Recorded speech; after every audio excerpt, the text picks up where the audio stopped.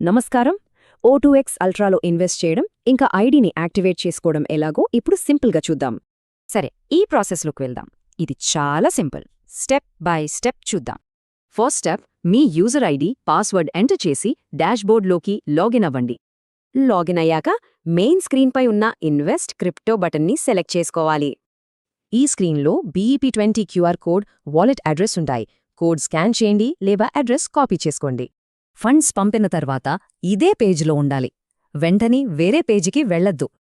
ఇక్కడ ఒక ముఖ్యమైన విషయం, ట్రాన్సాక్షన్ కన్ఫర్మ్ అవ్వడానికి 1 నిమిషం పడుతుంది. అప్పటిదాకా ఆగాలి. ఆ తర్వాత ట్రాన్సాక్షన్ హిస్టరీపై క్లిక్ చేయండి. అక్కడ మీ డిపాజిట్ హ్యాష్తో సహా కనిపిస్తుంది.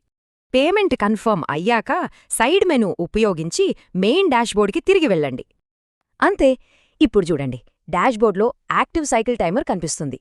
అంటే ఐడి యాక్టివేట్ అయింది. ఈ టైమర్ కనిపిస్తుందంటే ఇన్వెస్ట్మెంట్ సక్సెస్ అయి అకౌంట్ యాక్టివ్గా ఉన్నట్లే. ఫ్యూచర్లో మళ్ళీ ఇన్వెస్ట్ చేయాలన్నా కూడా సేమ్ ఇదే ప్రాసెస్ ఫాలో అవ్వచ్చు.